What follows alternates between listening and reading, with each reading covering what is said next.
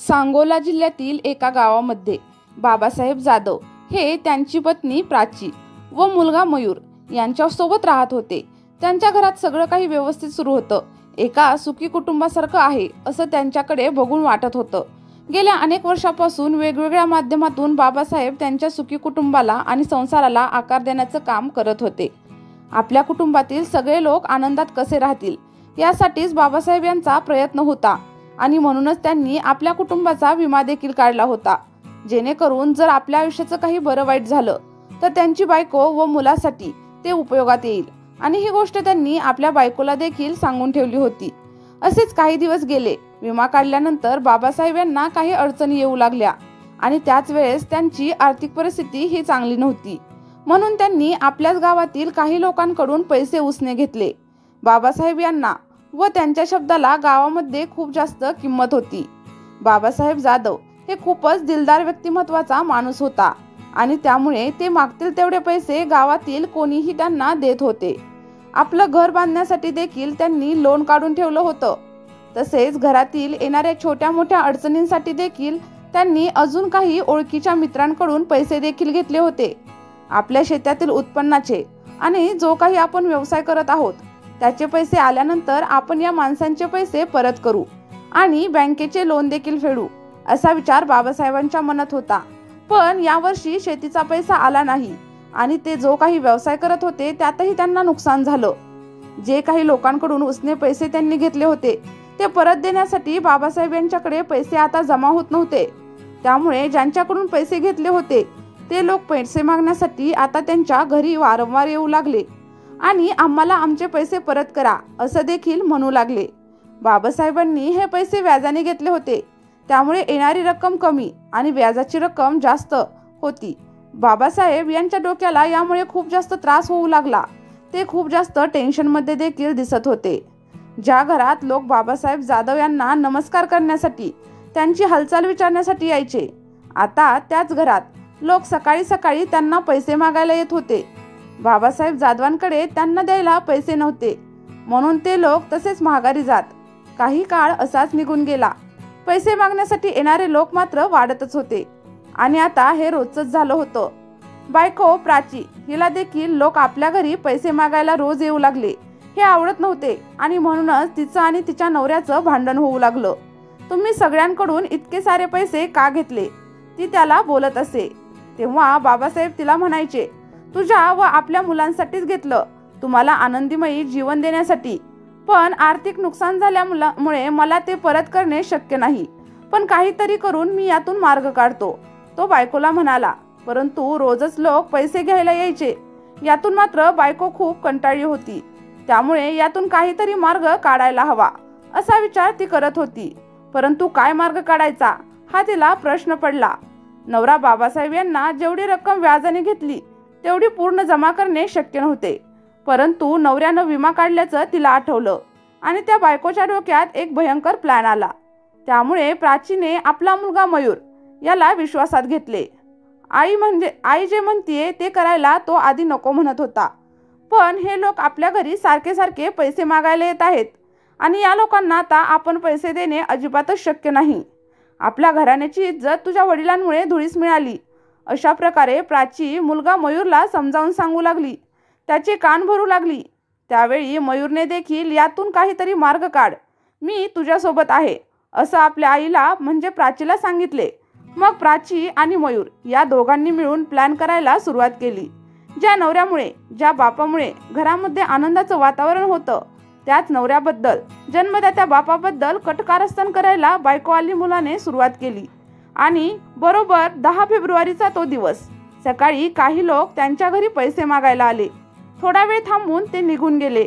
चिंतेने व्याकुळ झालेला बाबासाहेब आपल्या बायकोला म्हणाला, बाहेर जाऊन येतो, आज काही बंदोबस्त करून येतो पैशांचा, असं बोलून ते घरातून बाहेर पडले।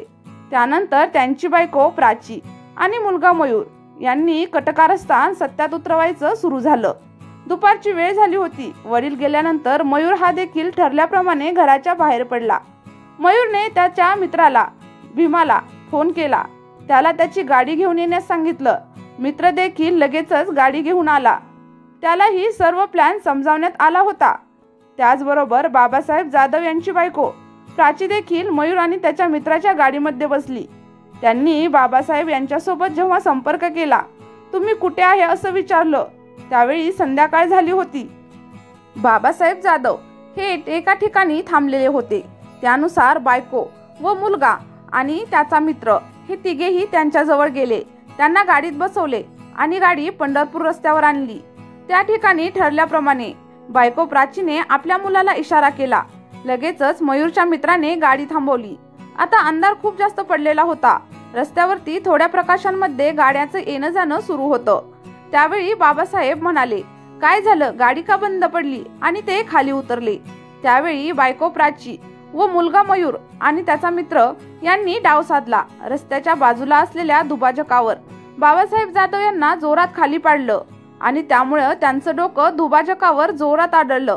आपली बायको समोर उभी असताना आपला मुलगा आणि त्याचा मित्र आपल्यासोबत असं का करत आहेत हे त्यांना समजत नव्हतं. त्यांची बायको आणि मुलगा यांनीच त्यांचं आयुष्य संपवलं होतं. रस्त्यावरील भयान शांतता पाहून बाबासाहेब जाधव यांना तिघांनीही पुन्हा गाडीत बसवलं आणि त्यांची कोणतीच हालचाल होत नव्हती. हे पाहून त्यांनी बाबासाहेबांचा मृतदेह रत्नागिरी नागपूर महामार्गाच्या दुभाजकावर आणून टाकला. आता बाबासाहेब यांचा मृत्यू झाला आहे. आपल्या घरातील साडेसाती निघून जाईल. आपल्याला विम्याचे पैसे देखील मिळतील. या आनंदाने त्यांची बायको व मुलगा परत आपल्या घरी पोहोचले. ज्या बाबासाहेब यांनी कुटुंबाच्या संरक्षणासाठी विमा काढला होता आणि रस्त्यावर जर बाबासाहेब यांचा मृतदेह पोलिसांना सापडला तर अपघाताचा विमा आपल्याला मिळेल असं प्राचीला वाटत होतं आणि त्यानुसार अपघाताचा बनाव करता येईल आणि तो विमा आपल्याला काढता येईल. नवऱ्यानं जेव्हा विमा काढला होता त्यावेळी बायकोचा आधीपासूनच डोळा होता. जो काही विम्याचा पैसा येईल त्या पैशातून घरी येणाऱ्या लोकांची तोंड बंद करता येतील असं बायको प्राचीच्या डोक्यात आधीपासूनच होतं.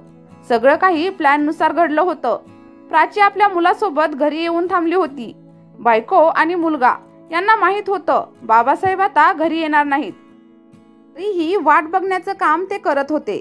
मध्यरात्र झाली होती. मध्यरात्रीच्या सुमारास बाबासाहेब जाधव यांचे भाऊ सुयश जाधव यांना एक फोन आला. फोनच्या आवाजाने तो पटकन जागा झाला. तेव्हा सुयशने फोन उचलला. तेव्हा बाबासाहेब जाधव यांचा मृतदेह रत्नागिरी नागपूर महामार्गाच्या रस्त्यावर आढळून आल्याचं सांगितलं. भावाच्या मृत्यूची बातमी ऐकून सुयश जाधव हे घाईतच घटनास्थळी पोहोचले. तिथे गेल्यावर बाबासाहेब जाधव यांना उपचारासाठी हॉस्पिटलमध्ये दाखल केले. तोपर्यंत बाबासाहेब यांची पत्नी व मुलगा देखील हॉस्पिटलमध्ये पोहोचले. बाबासाहेब जाधव यांची डॉक्टर स्वप्नाली यादव यांनी तपासणी करून त्यांचा मृत्यू झाल्याचं सांगितलं. सगळ्यांना खूप दुःख झालं. त्यावेळी तेथील पोलीस देखील तिथे आले. रुग्णालयात आल्यानंतर त्यांनी बाबासाहेब जाधव यांच्या अपघाताची माहिती घेतली आणि अपघाती मृत्यूची नोंद केली. बाबासाहेब जाधव यांचा अंतिम संस्कार करताना बायको हिच्या चेहऱ्यावरती कुठल्याही प्रकारचा तणाव दिसत नव्हता. तिचा चेहरा हसरा दिसत होता. आपल्यावर प्रेम करणारा, आपल्याला सुखात बघणारा नवरा मेल्यावर बायकोला ज्याप्रमाणे दुःख व्हायला हवं होतं हे दुःख तिच्या चेहऱ्यावरती दिसत नव्हतं. एक आनंद चेहऱ्यावर दिसत होता. त्यावेळी तिच्या चेहऱ्याकडे बघून काही लोकांना तिच्यावरती संशय आला आणि त्यानुसार हे सगळं प्रकरण पोलिसांच्या कानावर गेलं. पोलिसांनी सुद्धा निरीक्षण केल्यानंतर त्यांना ही गोष्ट लक्षात आली आणि त्यांनी बाबासाहेब जाधव यांच्या अपघाताचा पूर्ण तपास केला.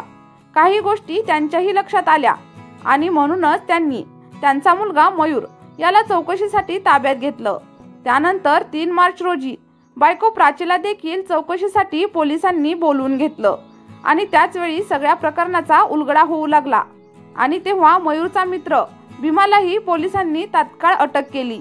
सुरुवातीला या तिघांनीही आम्हाला काहीच माहीत नाही असं सांगितलं. उडवाउडवीची उत्तरं दिली. परंतु जेव्हा पोलिसांनी पोलिसी खाक्या त्यांना दाखवल्या तेव्हा सगळं खरं जे काही त्यांनी सांगितलं होतं ते पोलिसांना सांगितलं. केवळ विम्याचे पैसे आपल्याला येतील आणि घरी येणाऱ्या लोकांना त्यांचे पैसे देता येतील हा उद्देश पाठीमागे होता असं बाबासाहेब यांची पत्नी प्राची हिने पोलिसांना सांगितलं. आता या तिघांनाही अटक करण्यात आलेली होती. कुठलाही पुरावा नसताना पोलिसांनी बरोबर सत्य शोधून काढलं होतं. महिलेने मुलगा आणि त्याच्या मित्राला सोबत घेऊन पतीचा काटा काढला आणि अपघाताचा बनाव केला. मित्रांनो, पोलिसांनी हा संपूर्ण प्रकार उघडकीस आणला.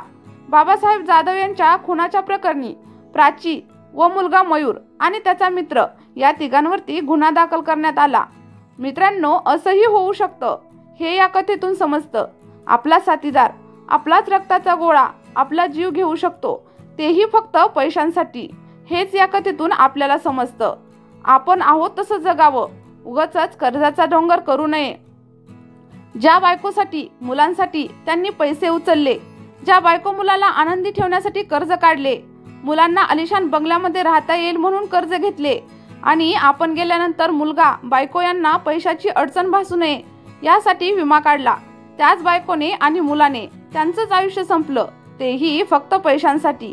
हा किती लाजिरवाणा प्रकार आहे। नातीला काळिंबा फासणारी सत्य घटना आहे। या घटनेबद्दल तुम्हाला काय वाटतं? तुमच्या प्रतिक्रिया कमेंट बॉक्समध्ये नक्कीच नोंदवा आणि चॅनलला सबस्क्राईब करा।